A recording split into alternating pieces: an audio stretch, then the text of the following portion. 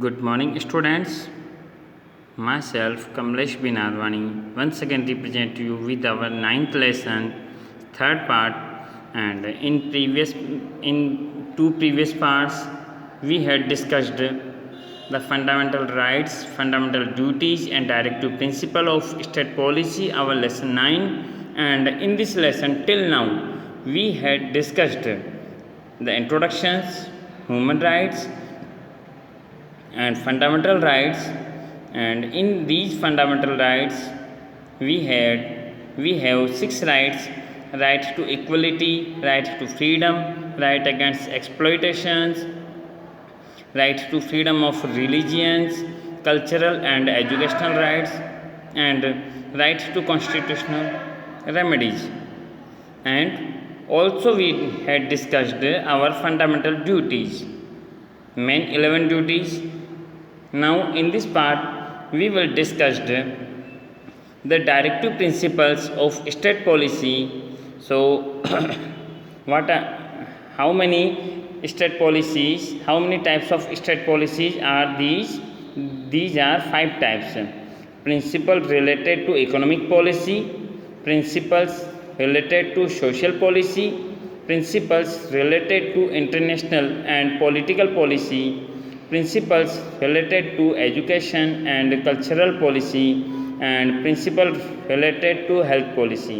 These all policies are implemented by the state. So now let's start now.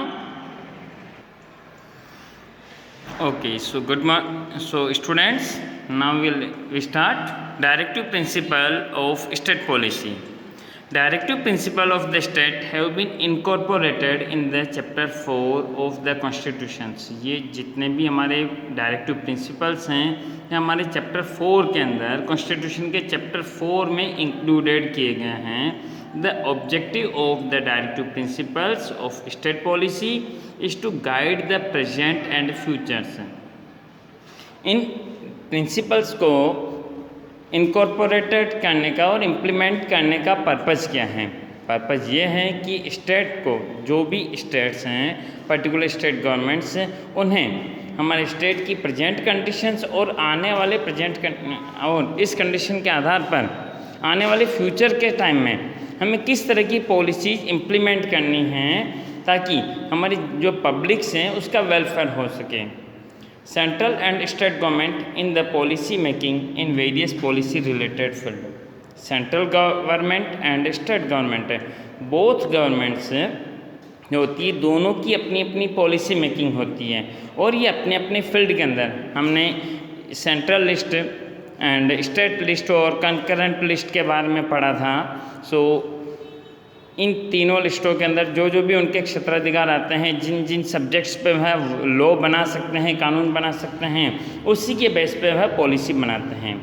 These principles are directive, इसलिए इन्हें क्योंकि ये direct करते हैं. डायरेक्ट का मतलब होता है निर्देशन देना, निर्देशित करना. सो इसीलिए इन प्रिंसिपल्स को डायरेक्टिव कहा जाता है. The state is not bound to fulfil them. Government या स्टेट गवर्नमेंट या सेंट्रल गवर्नमेंट इनको फुलफ़िल करने के लिए बाध्य नहीं है, क्योंकि ये सिर्फ पब्लिक के वेलफेयर के लिए हैं. इनमें कंडीशन ये देखनी होती है कि अगर गवर्नमेंट के पास में अगर बजट हैं, तो जैसे सड़कें बनाना, किसी गांव के अंदर सड़क नहीं है, किसी गांव के अंदर वैसे पर्याप्त रूप से वैसे स्कूल नहीं है, तो एक स्कूल है, 2 स्कूल है, किसी और भी स्कूल की ज़रूरत है, तो वह सरकार के ऊपर डिपेंड करता है कि सरकार के पास अगर बजट अवेलेबल है तो वह उनकी पूर्ति करा सकती है. But it is moral responsibility of the state to keep this principles in the centre of framing any policy. ये मॉरल रेस्पॉन्सिबिलिटी होती है. जब भी हमने अभी बात की कि अगर गवर्नमेंट के पास में बजट है, गवर्नमेंट अगर आपका वेलफेयर सोचती है, पब्लिक का वेलफेयर चाहती है कि उन्हें ज़्यादा से ज़्यादा फैसिलिटीज़ मिले. आपके यहाँ पे प्राइमरी स्कूल्स हैं, प्राइमरी स्कूल के बाद में अगर कोई गांव है, ए गांव के अंदर गवर्नमेंट का पहले से ही एक प्राइमरी स्कूल है. अब प्राइमरी स्कूल के बाद में अगर वहाँ पे प्राइमरी की एजुकेशन के बाद में बच्चों को बाहर जा कर के पढ़ना पड़ता है, इस मुसीबत से छुटकारा दिलाने के लिए गवर्नमेंट अगर उसके पास में बजट अवेलेबल हैं तो वह सेकेंडरी स्कूल्स ओपन करवा सकती है। अगर वहाँ पे हेल्थ फैसिलिटी प्रॉपर नहीं है, हेल्थ फैसिलिटी है लेकिन डॉक्टर्स का मैनेजमेंट नहीं हो पा रहा है, वो वहाँ पे डॉक्टर मैनेजमेंट करवा सकती है। ओनली नर्सिंग स्टाफ मेंटेन है। तो ये होता है कि पब्लिक के वेलफेयर को ध्यान में रख करके इन पॉलिसीज़ पे वर्क किया जाता है। The main objective of these principles is to see that any political, social and economic justice should be available to all. इनका मेन पर्पस क्या होता है कि सभी तक राजनीतिक रूप से, सामाजिक रूप से और आर्थिक रूप से सभी को न्याय मिले। Such a social structure should be established, और इस तरह का हमारा एक सोशल स्ट्रक्चर बने, समाज की संरचना हो ताकि सभी को यह न्याय मिल सके, सभी तक प्रोवाइड हो सके। For the fulfillment of the objectives and aims of the state, the principles serve as a guidelines. एक गाइडलाइन, अभी कोरोना की गाइडलाइन आई थी कि कोरोना की गाइडलाइन के अंदर था कि हमें कोरोना से किस तरह से बचना है। अगर हमने उसे पूरा किया है तो हम बचे भी हैं, क्योंकि गवर्नमेंट सिर्फ हमारे को निर्देशित कर सकती है। आपको घर से बाहर नहीं निकलना है, आपको मास्क पहन के निकलना है। इसी तरह से ये प्रिंसिपल्स भी जो हैं वह गवर्नमेंट को, सरकार को सिर्फ एक गाइडलाइन देते हैं कि आप इस तरह से अगर इस वर्क को करोगे तो पब्लिक का वेलफेयर होगा। So there is no provision in the constitution to implement these principles of law. इनके लिए कानूनी रूप से इन्हें सरकार लागू नहीं कर सकती है। अभी मास्क पहनना था, ठीक है, कोरोना के अंदर अगर जिन्होंने सावधानी बरती वो बचे भी हैं, ऐसी बात नहीं है। सो अगर यहाँ की एक गाइडलाइन होती है सरकार की कि यह इस गाइडलाइन के तहत हमारे को वर्क करना होता है। These fundamental principles do not provide any legal support और लीगल राइट्स हैं। ये कानूनी तौर पे किसी भी तरह के कोई अधिकार नहीं है कि अगर आपके गांव के अंदर स्कूल नहीं है, आपका अधिकार नहीं है। अगर आसपास के 20 किलोमीटर के एरियाज़ में भी अगर आपके पास में कोई स्कूल हैं तो सरकार ने अपनी जिम्मेदारी पूरी करके रखी है, लेकिन only for your facility government उन सारी चीज़ों को ओपन करती है, आपको फैसिलिटी देती है। Then also the framing and administrating the law of the state, these are fundamentals, क्योंकि इन्हें हमारे कॉन्स्टिट्यूशन में इंक्लूड किया गया है, इसलिए ये हमारे फंडामेंटल राइट्स के आधार पे आधारित हैं। डॉक्टर बाबा साहब अम्बेडकर सेड्स to rule the resign these principles are the foundations, कि अगर हम रूल्स के अकॉर्डिंग अगर हम शासन करना चाहते हैं तो यह जो प्रिंसिपल्स हैं हमारे लिए आवश्यक हैं और मेन फाउंडेशंस हैं। It means an attempt to establish political democracy in our constitution. Political democracy is incomplete without social and economic democracy. इसीलिए डॉक्टर बाबा साहब अम्बेडकर ने कहा था कि to rule the resign these principles are the foundations. अगर हमारे को कानून के अनुसार काम करना है तो यह एक फाउंडेशन का काम करते हैं, उसकी स्थापना करने का काम करता है। इट मीन्स, इसका मतलब है कि अगर हमारे को पॉलिटिकल इक्वलिटी को अगर एस्टेब्लिश करना है तो इन डायरेक्टिव प्रिंसिपल्स के आधार पे ही हम कर सकते हैं, नहीं तो हमारी सोशल और इकोनॉमिक डेमोक्रेसी का कोई महत्व नहीं रहता है और ये दोनों इनकम्प्लीट रहते हैं। The Indian Constitution has included directive principles of state policy in the 4 sections of the amendments.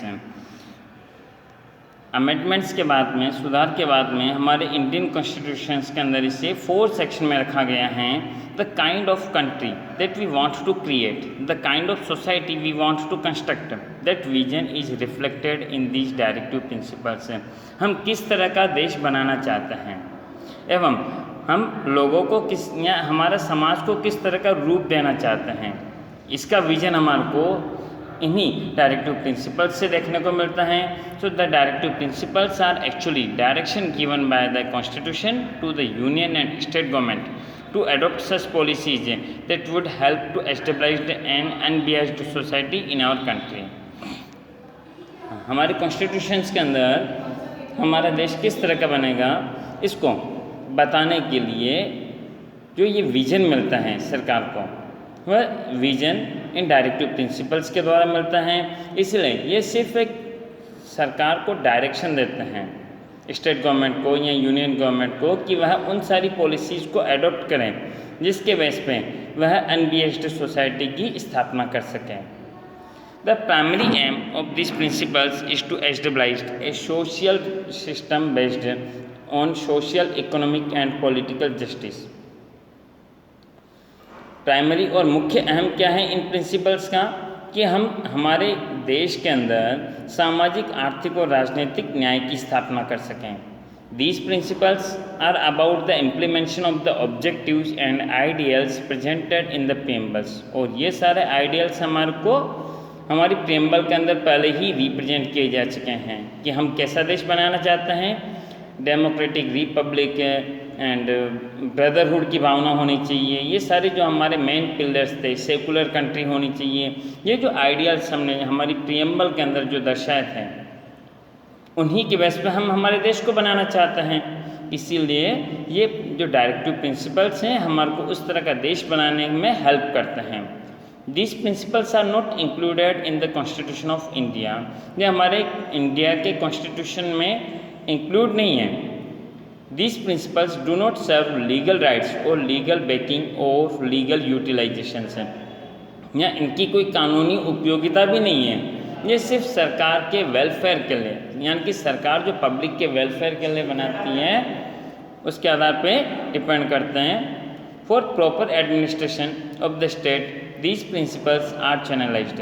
सिर्फ सरकार के या एक स्टेट प्रॉपरली चैनलाइज्ड होता रहे, उसमें एडमिनिस्ट्रेशन वर्क प्रॉपर सही ढंग से होते रहें, इसलिए इनको चलाया जाता है। These principles incorporate such rights are is required for the overall development of mankinds. इनमें सिर्फ उन्हीं अधिकारों को रखा जाता है जो कि सभी के वेलफेयर के लिए उपयोगी है। अब आगे हम देखेंगे कि ये डायरेक्टिव प्रिंसिपल कितने भागों में डिवाइडेड किए गए हैं। तो these directive principles are divided into various sections. First है principle related to economic policy. Economic policy से रिलेटेड जो हमारे प्रिंसिपल्स हैं डायरेक्टिव प्रिंसिपल्स, उनके बाद में for the modification of economic policy there are certain principles which are given below. हमारी आर्थिक नीति को बदलने के लिए, कि हमारा देश पहले जब 1947 में आज़ाद हुआ था उस समय के हालातों को देखते हुए अभी हम हमारे देश के अंदर कौन कौन से प्रिंसिपल्स या ऐसे सिद्धांत डाले गए हैं। Equal distribution of wealth and resources among all classes for the welfare of the citizens. जितने भी सिटीजन हमारे देश में रहते हैं उन सभी के बीच में इक्वल डिस्ट्रीब्यूशन ऑफ वेल्थ हो और रिसोर्सेज का इक्वल रूप से डिस्ट्रीब्यूशन हो। सरकार जो भी योजना लागू करेगी सभी स्टेट्स के लिए 1 by 1 करेगी। ऐसा नहीं है कि अगर सरकार ने ओनली सिर्फ हमारी कैपिटल सिटी के अंदर योजना लेकर के आ गई और बाकी के अदर स्टेट्स जो हैं क्योंकि वह ऐसे ही रह गए। इसका कारण क्या है, क्योंकि जो लोकसभा के अंदर उम्मीदवार जो आते हैं, जो लोकसभा के जो कैंडिडेट्स हैं वह पूरे देश में से चुने जाते हैं। हर एक एरियाज़ में से एक एक लोकसभा का उम्मीदवार आता है। तो जो सरकार है उससे सभी स्टेट्स के वेलफेयर के लिए वर्क करना होता है। सेकंड है asset and production of resources should not be distributed to certain group और सेक्शंस हैं। This should be administered by the states हैं। कुछ ऐसी प्रॉपर्टीज़ हैं या फिर प्रोडक्शन की जो रिसोर्सेज हैं वह सिर्फ कुछ व्यक्तियों के हाथ में उनकी सत्ता नहीं रहेगी, यह स्टेट के कंट्रोल में रहेंगे। जैसे आज हमारे यहाँ पे ONGC है, ONGC का मेन संचालन कौन करता है, उसको मेन डायरेक्ट कौन करता है, गवर्नमेंट करती है। क्यों कि वह हमारी प्रॉपर्टी है, स्टेट की प्रॉपर्टी है या सेंट्रल प्रॉपर्टी है, जो भी है तो वह गवर्नमेंट के द्वारा किया जाता है। Third equal pay for equal work for both man and womens. एक ही पोस्ट पे अगर एक मैन है एक वुमन है, दोनों की पेमेंट के अंदर डिफरेंट नहीं रहेगा। ऐसा नहीं है कि वैसे हमारे प्राचीन समय में माना जाता था कि महिलाओं का काम सिर्फ घर के चूल्हे चौके देखना होता है, तो अब यानी कि महिलाओं को अब पुरुषों के समान भागीदारिता दी जाने लगी है। एवं अगर किसी एक ही पोस्ट पे आपके स्कूल के अंदर अगर एक टीचर है उसमें अगर एक मेल है और एक फीमेल है, दोनों ही एक ही स्टैंडर्ड के लेवल पे पढ़ाते हैं तो दोनों को इक्वल पेमेंट दिया जाएगा। फोर्थ है provisions for good health for labours working at place should be created. जहाँ पे कोई लेबर वर्क करता है, किसी फैक्ट्री के अंदर हो, किसी माइंस में हो, तो वहाँ पे उनकी अच्छी हेल्थ के लिए प्रोविजंस या उनकी व्यवस्था की जाए। Because of financial constructions the man women and young children working in unhygienic place और where health matters are retorted should not be allowed to happen. क्योंकि जो लेबर है वह किसके लिए काम करता है? अपनी आजीविका के लिए, अपने लाइवलीहुड के लिए। तो वह इन जगहों पे भी चला जाता है कि उसको उसकी हाइजीन का, हेल्थ का ध्यान नहीं रहता है। लेकिन ये सारा फैसिलिटेट करने का काम किसका होता है? सरकार का होता है। वह बार बार यहाँ किस समय समय पे इस तरह के कैंप लगाती रहे। आज जो पोलियो की दवाई पिलाई जाती है, अभी जो पिछले संडे को भी पिलाई गई थी 28 सितंबर को, तो वह यानी कि सरकार का एक कंपेशन होता है। वह ऐसा नहीं है कि सिर्फ शहरों में पिलाई जाती है या गाँव में पिलाई जाती है, वह सभी जगहों पे पिलाई जाती है। State should promote cooperation in administration of industrial unit by labours. यानी कि स्टेट शुड प्रमोट, स्टेट को प्रमोट करना होता है या प्रमोट करना चाहिए कोऑपरेशन को, सहयोग को, in administration of industrial units by labours, labour के द्वारा, ताकि लेबर्स का उनको प्रमोशन ज़्यादा से ज़्यादा मिले, उनका सपोर्ट मिले। Protection of children youth against exploitation and against moral and material abandonments and to live in a healthy and dignified environment. जो चिल्ड्रंस हैं, हमारे यहाँ पे कानून बना हुआ है कि 14 डिग्री से यानी कि नीचे कि हम किसी भी बालक को क्योंकि वह आपका बाल मजदूरी में आ जाता है, चाइल्ड लेबर में इंक्लूड किया जाता है, तो आप उसे वर्क पे नहीं रख सकते हो। इसी तरह से यानी कि वह एक हेल्दी और डिग्निफाइड जीवन जीता रहे, इसलिए ये these principles should be developed by states. Relief and leave at the time of delivery should be provided to womens. जो वुमेन एम्प्लॉयमेंट्स हैं, चाहे वह किसी भी फील्ड में हैं, चाहे डॉक्टर फील्ड में, चाहे मेडिसिन फील्ड में, चाहे एजुकेशन फील्ड में या इंजीनियरिंग फील्ड में, गवर्नमेंट एम्प्लॉय हैं, तो उन्हें डिलीवरी पीरियड्स के अंदर एक यानी कि लीव दी जाती है, जो कि उनकी हेल्थ को ध्यान में रखते हुए वर्कर्स इंश्योरेंस, जो भी वर्कर किसी फैक्ट्री में काम करते हैं उनका इंश्योरेंस किया जाता है। बोनस और आपका मैटरनिटी लीव्स वही आपके डिलीवरी के बाद की जो लीव्स आती है, maternity leaves, gratuity and other legal rights should be included in the policy. इस पॉलिसी के अंदर ये सारे अधिकार रखे गए हैं। नेक्स्ट है to organise agricultural and animal husbandry on modern and scientific lines and to prohibit the slaughter of cows and other useful milk producing kettles.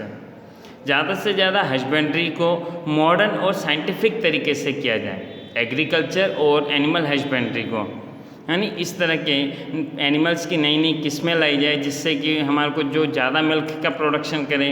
Agriculture में जो हाइब्रिड के सीड्स का उपयोग किया जाता है ताकि हमारे को ज़्यादा प्रोडक्शन मिले। A drop should be drawn for the livestock breed like donkey, bullock, cows और हेल्टिंग एंड द स्लॉटर्स। जैसे कि डंकी के ऊपर, बुलक के ऊपर नए नए तरह के एक्सपेरिमेंट्स किए जाते हैं ताकि उनकी नई नई किस्म के हाइब्रिड्स एनिमल्स भी हम प्रोड्यूस कर सकें या उनमें हाइब्रिड्स एनिमल्स की विशेषता लेके आ सकें। नेक्स्ट है equal legal rights to all. जो भी कानूनी अधिकार बनाए जाते हैं वह सभी के लिए इक्वल हो। State should organise free legal service to the desired citizens who are financially feebles as well as incapable in getting show. गाँव के अंदर कभी कभी लीगल कैंप लगाए जाते हैं जिसके अंदर कि आपको कानून की जानकारी दी जाती है। ये कैंप सरकार के द्वारा लगाए जाते हैं। क्यों लगाए जाते हैं? क्योंकि अगर जो व्यक्ति गरीब हैं, जो कि किसी से भी लीगल राइट या लीगल वैसे सजेशन नहीं ले पाता है, तो वह भी अपनी कानूनी समस्याओं का समाधान कर सके। चलिए दूसरा है principle related to social policy. सामाजिक नीति से संबंधित जो प्रिंसिपल्स हैं, weaker section of the society that is the scheduled class, scheduled tribes and backward class educational and economic rights to be conferred which should be taken in concern by the states। जो weaker section हैं हमारी society में पाया जाने वाला, जैसे कि SC caste, ST and OBC, या जो एजुकेशनल एंड इकोनॉमिक जो उनके राइट्स हैं वो सभी तक मिले स्टेट के द्वारा। So they should be protected against social exploitations and injustice. अगर कोई OBC का है, ST है या SC का कैंडिडेट कोई छात्र हैं, अगर वह प्रॉपर एजुकेशन लेता है तभी तो उसे मालूम चलेगा कि उसका अधिकार कौन कौन से हैं और वह उन अधिकारों और उसका किस बेस पर शोषण किया जा रहा है। हाउ कैन ही एक्सप्लॉयटेड, सो वह किस तरह से शोषित किया जा रहा है ताकि वह उसके लिए फिर जस्टिस के लिए आवाज़ उठा सकें। Uniform civil code should be the concern for all the citizens of the country thereby despairing and administrating justice to all which should be taken in consent by the states. Steps should be taken for social justice in matters of marriage, divorce, adoptions, juveniles, asset and properties by the states। इसी तरह से कई सारे कानून बने हुए हैं जो कि अगर मैरिज के लिए, डिवोर्स के लिए, एडॉप्टेशंस के लिए कई तरह की पॉलिसीज़ बनी हुई है, उन सारी पॉलिसीज़ को स्टेट गवर्नमेंट ही इम्प्लीमेंट करती है। The state should make provisions for the support and education in matters right to employment, old age, illness and in obvious situations poverty etc। सरकार की के अंदर इस तरह के प्रावधान बने हुए होते हैं कि वह ज़्यादा से ज़्यादा एजुकेशन से रिलेटेड मैटर को सपोर्ट करती है ताकि हर एक अगर एजुकेटेड होगा तो उसे राइट टू एम्प्लॉयमेंट का अधिकार मिले। ओके। थर्ड है principle related to the international and political policies. International यानी बाहरी विदेशी देशों के साथ में हम किस तरह के संबंध बनाएंगे। So panchayati raj should be established by the state. Panchayati raj हमारे स्टेट्स के अंदर एस्टेब्लिश्ड किया गया है। व्हाट इज पंचायती राज, तो जो स्टेट गवर्नमेंट होती है, स्टेट गवर्नमेंट के अंदर भी जो हर एक डिस्ट्रिक्ट आते हैं, every district is divided into 3 sections. District government, block government and जो village government. Village government is known as the gram panchayat, block government is known as the taluka panchayat या district panchayat is known as the district panchayat. ठीक है कि district level पे तो जो states होता है इसे ही पंचायती राज कहा जाता है। For which proper leadership officers and financial aids should be provided to conduct the work in free ways. अगर किसी भी सरकारी स्कीम का अगर वैसे सरकार लॉन्च करती है, कोई सी नई योजना लेकर के आती है, तो सेंट्रल गवर्नमेंट बैठी बैठी तो सभी तक वह योजना पहुंचाएगी नहीं, इसलिए हमारे देश में एडमिनिस्ट्रेशन को सुचारू रूप से और व्यवस्थित रूप से मेंटेन चलाने के लिए कंट्री का डिवाइजेशन किया गया है स्टेट्स में। स्टेट का डिस्ट्रिक्ट्स में, डिस्ट्रिक्ट को भी डिवाइड किया गया है तालुकाज में, ग्राम्स में। तो उसके द्वारा वहाँ पे जो अधिकारी बैठे रहते हैं वह उन स्कीम्स को फ्री वे के अंदर आसानी से आराम से उस काम को पूरा कर सकें। The state should separated it's service from corporate and की corporate mindedness and it should be a liberty so the judge can be impartial, fearless and आपका courageous in rendering judgment। Government के 3 ऑर्गन्स होते हैं, judiciary, legislature and executive. इन तीनों organs को separate रखा गया है। इनमें से जो जुडिशरी है उसे तो कंप्लीट सेपरेट रखा गया है। इसका कारण क्या है, क्योंकि जुडिशरी के ऊपर अगर किसी भी तरह का दबाव नहीं है तो वह इम्पार्शियली बिना किसी पक्षपात के अपना जजमेंट दे सकती है। The state should make attempt to maintain international peace, security, to establish fair relation between nations and to increase respect of international law. एक स्टेट जो कि हमारी कंट्री है उसे इस तरह अपनी कंट्री को मेंटेन करना होता है कि वह इंटरनेशनल पीस को मेंटेन कर सके, सिक्योरिटी को मेंटेन कर सकें। आज हमारी तरफ से जो जैसे भारत का चाइना के साथ में विवाद हैं या भारत का पाकिस्तान के साथ में विवाद हैं, हमारी तरफ से हमने कभी भी विवाद की स्थिति उत्पन्न नहीं की है। विवाद की स्थिति दूसरे देशों के द्वारा, अपोजिट कंट्रीज़ के द्वारा उत्पन्न की गई है। So to establish fair relation between nations and to increase respect of international law. हम इंटरनेशनल लॉ को रेस्पेक्ट करते हुए उसको फॉलो करते हैं और सभी देशों के साथ में एक फेयर रिलेशन बना करके रखना चाहते हैं।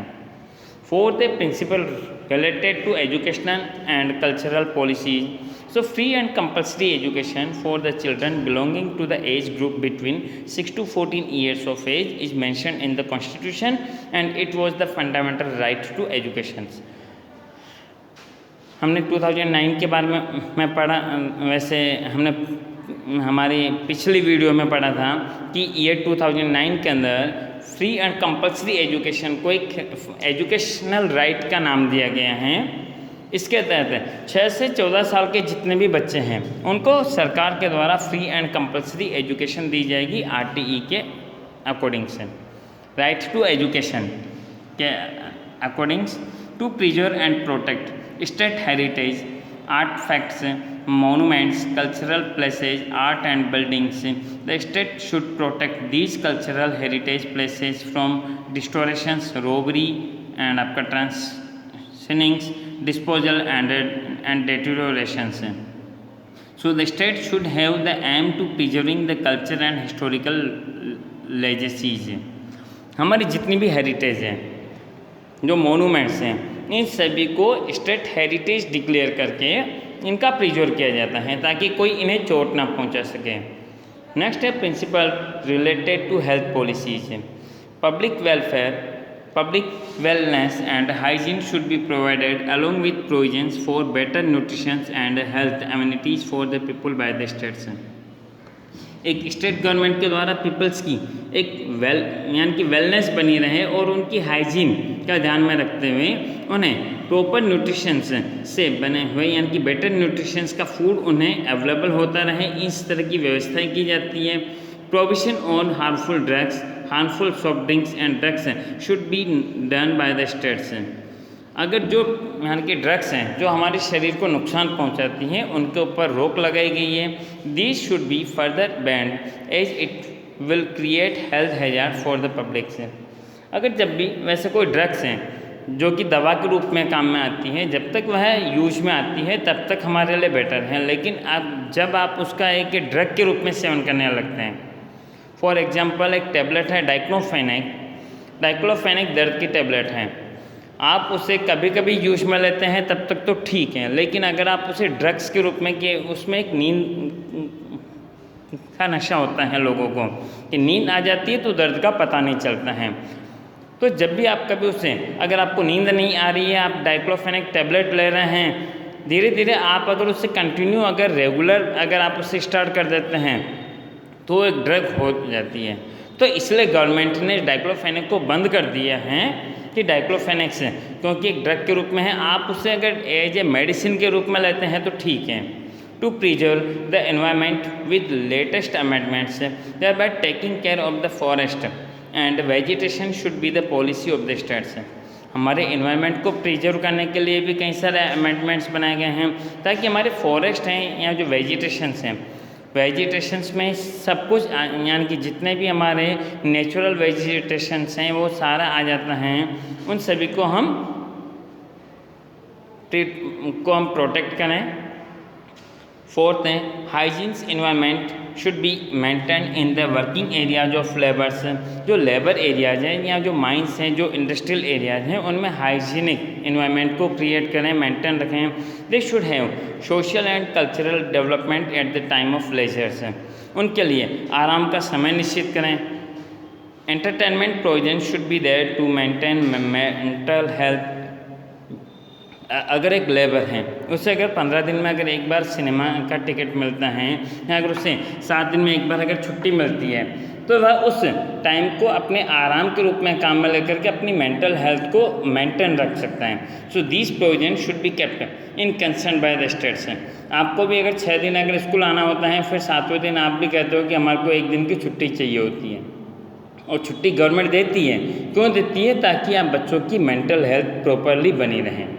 Thus, these provisions provided guidance to the state to take lead towards establishments of equal just and social order without any exploitations।